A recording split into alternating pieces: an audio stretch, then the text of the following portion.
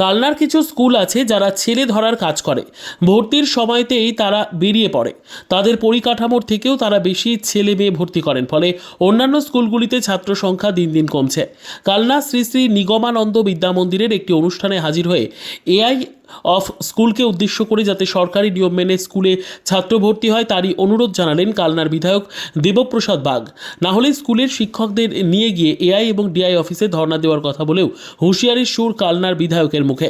উল্লেখ্য, কালনার শ্রী শ্রী নিগমানন্দ বিদ্যা মন্দির উচ্চ বিদ্যালয়ে আজ মঙ্গলবার স্মার্ট ক্লাসরুম এবং ঠান্ডা পানীয় জল সিস্টেমের উদ্বোধনের অনুষ্ঠানে হাজির হয়েছিলেন কালনা বিধানসভার বিধায়ক দেবপ্রসাদ বাগ। দিন দিন কালনার কয়েকটি নামি দামি স্কুল ছাড়া কালনা শহরের বাকি বেশ কিছু স্কুলগুলিতে ছাত্র সংখ্যা কমছে। সেক্ষেত্রে স্মার্ট ক্লাসরুম এবং জলের আধুনিকীকরণ হলেও ছাত্র থাকবে না সেখানে। এখন থেকে সরকারি নিয়ম মেনে ব্যবস্থা গ্রহণ না করা হলে চেয়ার টেবিল ছাড়া আর ছাত্রছাত্রী থাকবে না। ফলে সরকারি আইন মেনে ছাত্রছাত্রী ভর্তি করা হোক, এমনই হুঁশিয়ারি দিলেন এদিন তিনি। পরে মঙ্গলবার সংবাদ মাধ্যমের মুখোমুখি হয়ে বিধায়ক তিনি জানান, স্কুলগুলিকে বাঁচাতে গেলে ছাত্রছাত্রীর সংখ্যা বাড়াতে হবে, আর সেই কারণেই তার এই কথা বলেছেন বলেও জানান তিনি। রীতা ভট্টাচার্যের রিপোর্ট, সুন্দর বাংলা নিউজ। তারা চলে যেতে চাইছে আর কি, হাতের কাছে পেয়েছি বলে দুটো কথা বলে দিই, পরে নাই বক্তৃতাটা লোক। কারণ হচ্ছে যে আপনারা দুজনাই রয়েছে, মানে একদম বিদ্যালয়ের পরিকাঠামো আপনারা নিশ্চয়ই দেখেছেন। আমার দুটো অনুরোধ আছে, নিগমানন্দ বিদ্যালয়, শ্রী শ্রী নিগমানন্দ বিদ্যালয়, তারপর আছে মহিষমর্দানী বয়েজ, এই যে বিদ্যালয়গুলো আছে, আমরা সাধারণত যারা কালনাবাসী, আমি কালনার ছেলে হিসেবেই বলছি, আমরা যখন ছোটবেলায় পড়াশোনা করতাম তখন ওই নিগমানন্দ বা হচ্ছে যে মহিষমর্দানী সেখানে যে কালনার কিছু নামী বিদ্যালয়ে ভর্তি হতাম, সুযোগটা পেত না, তারা এখানে আসতো। এখন বিদ্যালয়ের যে অবস্থা, বিশেষ করে দুটো বিদ্যালয়ের কথা বলছি, এর আগের দিন আমাদের এই পরিচালনা মণ্ডলীর যিনি সভাপতি আছেন ধীমানও আমাকে একই কথা বলছিল, আগামী 10 বছর পরে যতই আপনারা স্মার্ট টিভি লাগান না কেন, ওই ঠান্ডা পানীয় জল দিন না কেন, ভালো বিল্ডিং করুন না কেন, যদি আপনারা যদি দৃষ্টিভঙ্গিটা যদি একটু পরিবর্তন না করেন, তাহলে হয়তো আগামী 10 বছর পরে এখানে চেয়ার টেবিল থাকবে, ঘর থাকবে, ঠান্ডা পানীয় জলের মেশিন থাকবে, স্মার্ট টিভি থাকবে, কিন্তু ছাত্রছাত্রী থাকবে না। এটা অস্বীকার করার কোনো জায়গা।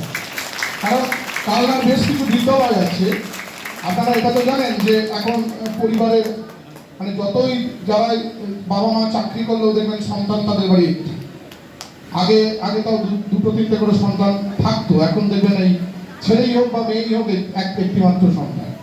প্রত্যেক বাবা মা চাই বেটার থেকে আরো ভালো জায়গায় তাদেরকে ভর্তি করবে। কিন্তু কালনার কিছু স্কুল আছে, বলতে আমার কোনো অসুবিধা নেই, তারা ছেলে ধরার কাজ করে। সেই স্কুলের মাস্টারমশাই বা দিদিমণিরা না ভালো, যারা স্ট্যান্ডার্ড স্কুল, তারা বেরিয়ে পড়ে, তাদের পরিকাঠামো নেই, অথচ দেখা যাচ্ছে ক্লাস 5-এ 220 জনকে ভর্তি করছে। আপনারা যদি একটা সিদ্ধান্ত নেন, এটা একদম সরকারি নির্দেশিকা আছে। আমি কালনা পৌরসভা যখন পৌরপতি ছিলাম, আমি কিন্তু একদম ক্লাস 5-এ ভর্তি হওয়ার ক্ষেত্রে প্রত্যেকটি বিদ্যালয়কে ডাকতাম, দেখে আমি একদম পরিষ্কার বলে দিতাম যে আপনাদের পরিকাঠামো অনুযায়ী আপনারা 180 জনের বেশি ভর্তি নেবেন না, বাকিগুলোকে ছাড়ুন, অন্য বিদ্যালয়ে ভর্তি হোক। এই কাজটা কিন্তু আইনকে সামনে রেখে, কারণ এটা আইনে বলা আছে। আপনারা যদি করেন তাহলে নিগমানন্দ স্কুলেও, কারণ এটা তো অস্বীকার করার কিছু নেই, যারা নিগমানন্দ স্কুলের HM আছেন, যারা দিদিমণি মাস্টারমশাই আছেন, তারা যদি রাজ স্কুল বা তারা যদি অম্বিকা স্কুলে যেত, তারা কি পড়াশোনার মানটা কি বাড়িয়ে ফেলতো? একই তো পড়াশোনা হতো। তাহলে Raj school, Ambika school, Hindu girls বা মহিষমর্দানী গার্লসের যারা দিদিমণি মাস্টারমশাইরা আছে, তারা কি এখানে এলে খারাপ পড়াবে? বা এরা যদি ওখানে যায় তারা কি খারাপ পড়াবে? কিন্তু আপনাদের এই কাজটা করতে হবে। আমি একটা সময় পৌরসভার পৌরপতি হিসেবে করেছিলাম এবং খুব সফলতা পেয়েছিলাম। আজকে যিনি ভারপ্রাপ্ত অধ্যাপক আমাদের এখানকার HM আছেন, তিনিও বলবেন এটা, কিন্তু আমি কিন্তু খুব সফলতা পেয়েছিলাম। তখন আমরা দেখেছিলাম ইকুয়াল স্টুডেন্ট, ছাত্রছাত্রীরা ইকুয়ালভাবে ভাগ হয়ে যাচ্ছে, তাতে প্রত্যেকটাতে জায়গাতেই কিন্তু মানটাও বৃদ্ধি হচ্ছে। এবং একটা এটা তো অস্বীকার করার কিছু নেই, ক্লাসে স্টুডেন্ট না থাকলে পড়ানোর ইচ্ছাটাও প্রকাশ পায় না। তাই আমি আপনাদের কাছে করজোড়ে অনুরোধ করবো, আমি বিধায়ক হিসেবে আমার যদি কোনো সহযোগিতা লাগে আমি কিন্তু করতে রাজি আছি।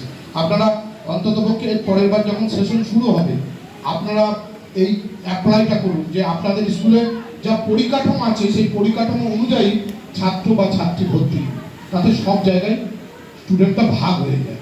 এটা আমার আপনার কাছে অনুরোধ করবো। যদি 2026 আবার ভর্তি হবে, তাই তো নাকি? সেশন শুরু হবে 26। আমি 26-এর আগে দুটো বিদ্যালয়কে, নিগমানন্দ স্কুল আর মহিষমর্দানি বয়সে তাদের সবাইকে নিয়ে প্রয়োজনের উপরে এআই অফিস ডিআই অফিসে গিয়ে ধর্ণা দেবে যে আপনাদের এটা করতে হবে। তাই আপনাদের কাছে অনুরোধ করলাম, আপনারা এটা অন্তত একটু দেখুন, দেখলে পরে প্রত্যেকটা বিদ্যালয় ভালো হবে। কারণ স্মার্ট টিভি লাগালাম। আজকে কালনা নিকবন্ধ স্কুলে কি অনুষ্ঠান ছিল? আজকে উদ্বোধন ছিল, একটা ছিল ঠান্ডা জলের মেশিন, মাননীয় বিধায়ক সাহেব ওটা আমাদের অনুমোদন করেছিলেন, সেটার একটা উদ্বোধন ছিল। আর একটা হচ্ছে প্যানেল বেস স্মার্ট ক্লাসরুম, ওটা আমাদের ডিআই অফিসের মাধ্যমে ডিআই অফিস সিলেক্ট করেছিলেন এবং এসডিও স্যারের মাধ্যমে এটা ইমপ্লিমেন্ট হচ্ছে। এই দুটো উদ্বোধন আজকে ছিল। আজকে উপস্থিত কে কে ছিলেন অনুষ্ঠান? আজকে আমাদের মাননীয় বিধায়ক মহাশয় উপস্থিত ছিলেন এবং মাননীয় এসডিও স্যার বিশেষ কারণে হঠাৎ করে কাজ পড়ে যায়, উনি আসতে পারেননি, তার জন্য ডেপুটি ম্যাজিস্ট্রেট মনোজবাবুকে পাঠিয়েছিলেন। এছাড়া আমাদের প্রিয় এসআই ম্যাডাম ছিলেন, প্রিয় আমাদের এআই স্যার ছিলেন কৌশিক ঘোষ মহাশয়, এনারা সব উপস্থিত ছিলেন। এছাড়া আমাদের ম্যানেজিং কমিটি মেম্বার ধীমান দত্ত, আরও অন্যান্য আমাদের প্রাক্তন শিক্ষক শিক্ষিকা, আমাদের বাকি সব ছাত্রছাত্রী, প্রাক্তন ছাত্রছাত্রী কিছু ছিলেন, সবাই উপস্থিত। আচ্ছা, এখানে এসে যেটা দেখা গেল স্মার্ট ক্লাসও আপনারা শুরু করলেন এবং তার সঙ্গে ঠান্ডা পানীয় জলেরও একটা সিস্টেম শুরু করেছেন বাচ্চাদের জন্য। তো সেক্ষেত্রে এখানে ছাত্র সংখ্যা কম এবং বিধায়ক এখানে একটি প্রস্তাব রাখলেন যে ছাত্র সংখ্যা বাড়ানোর জন্য উনি যত পারবেন উনি সেভাবে চেষ্টা করবেন এবং যদি না বাড়ে তিনি আপনাদের নিয়ে ধর্নাও দেবেন এসআই অফিসে। তো কি বলবেন এই ব্যাপারে? আসলে ব্যাপারটা সব কিছু তো পরিবর্তনশীল। আমি যখন এই স্কুলে জয়েন করেছিলাম তখন একটা সময় দেখতাম যে ভালো ছাত্রছাত্রীগুলো অন্যান্য যে বাংলা যে ভালো স্কুল বলে পরিচিত, আমি আসার আগে থাকছি, সেইগুলো কী করতো বেছে বেছে ভালো ছাত্রছাত্রীগুলোকে নিত এবং আমাদের স্কুলে তখন কিন্তু ছাত্রছাত্রী ভর্তির জন্য প্রচণ্ড চাপ, মানে বাইরে থেকে উপরে আমাদের যে হেডমাস্টার ছিলেন ওনাকে দেখি ঘেরাও করছে যে কেন ভর্তি নেবেন না, এরকম একটা পরিস্থিতি ছিল। কিন্তু আস্তে আস্তে আমাদের ওপারের অনেক ছাত্রছাত্রী ছিল নিশিমপুর থেকে, সেটা ওখানে হাই স্কুল হয়ে গেছে এবং সেখানে কমে গেছে। এদিকে আমাদের শাহপুরে হাই স্কুল হয়েছে, ওখানেও ছাত্রছাত্রীর যে কারণে আমাদের একটু কমে গেছে। এবং তারপরেও অন্যান্য স্কুলেও সব স্কুলেই ছাত্রছাত্রী কমছে, কিন্তু তার ফলে যে এখন যখন আমাদের বিধায়ক সাহেব চেয়ারম্যান ছিলেন তখন আমি যখন দেখেছিলাম এবং মিটিং করেছিলেন, উনি একদম চেয়ারম্যানের অফিসেই মিটিং করেছিলেন যে সব স্কুলের হেডমাস্টারদের বা টিআইসি যারা ছিলেন এবং এআই ডেকে একটা মিটিং করা হয়েছিল এবং সেখানে একটা সবাই মিলে আলোচনা করে একটা ঠিক করে দেওয়া হয়েছিল যে কোন স্কুল কতগুলো ভর্তি নিতে পারে, তাদের টিচার কতজন আছে সেই অনুযায়ী। কিন্তু সেটা সে 1 বছর 2 বছর মানে ফলপ্রসূ হয়েছে। ওটা সরকারি নিয়ম, সরকারি নিয়ম কিনা আমি জানি না, কিন্তু ওটা বিধায়ক সাহেব সব স্কুলগুলোকে বাঁচানোর জন্য এই উদ্যোগটা নিয়েছিলেন। কিন্তু পরবর্তীকালে ব্যাপারটা কেমন যেন একটু এলোমেলো হয়ে গেছে। তো বিধায়ক সাহেব এখন আবার প্রস্তাব দিয়েছেন, এআই স্যার এবং এসআই ম্যাডাম ছিলেন, আমাদের ডেপুটি ম্যাজিস্ট্রেটও ছিলেন। তো উনি বললেন যে এটা সবাইকে তো বাঁচাতে হবে। দেখুন কোয়ালিফিকেশান যে এখন সব স্কুলে সব শিক্ষক শিক্ষিকাদেরই কোয়ালিফিকেশান সমান, মানে সবাই এসএসসির মাধ্যমে এসেছে। সুতরাং ভালো স্কুল খারাপ স্কুল কনসেপ্টটা আগে থাকতেই তৈরি হয়ে আছে। তাই উনি আপনাদের পাশে আছেন? আমরা অবশ্যই পাশে আছি। আমি এই স্কুলে নিগমবন্ধ স্কুলে আছি বলে আমি পাশে আছি এটা নয়। আমি যদি অন্য স্কুলে থাকতাম, আমি আমার স্কুলে যেমন বাংলার আরও স্কুল আছে, তাদের স্কুলের থেকে আমাদের স্কুলের স্টুডেন্ট 3টে স্কুল আছে, তাদের থেকে আমাদের স্টুডেন্ট বেশি, কিন্তু তার মানে ওই স্কুলগুলোতে স্টুডেন্ট না যাক এটা আমি চাইছি না কখনো। আমাদের স্কুলে যেমন যে রেশিওতে আমাদের ভর্তি নেওয়া সম্ভব, বাকি যেগুলো একদম কম আছে সেগুলোতেও যাক। মানে বিধায়ক স্যারও চাইছেন যে তো বাঁচিয়ে রাখতে হবে না। উনি আপনাদের সঙ্গে তাহলে এই ব্যাপারে রয়েছে। উনি তো প্রস্তাব দিলেন এবং এআই স্যার এসআই ম্যাডামকে উনি বললেন এবং আশা করছি দেখি যদি কোনো উদ্যোগ হয়। আপনার নাম? ভালো প্রস্তাব। আমার নাম বাসুদেব দাস। আজকে আপনি একটা স্কুলে নিগমবন্ধ স্কুলে এসেছিলেন, আপনি স্মার্ট ক্লাস এবং ঠান্ডা পানীয় জল উদ্বোধন করলেন। তো সেখানে আপনাকে বলতে শোনা গেল যে যদি স্কুলগুলোতে ছাত্র সংখ্যা না বাড়ে তাহলে আপনি এবং এখানকার টিচারদের নিয়ে গিয়ে আপনারা একটা ধর্ণা দেবেন। কি কারণে এই মনোভাব?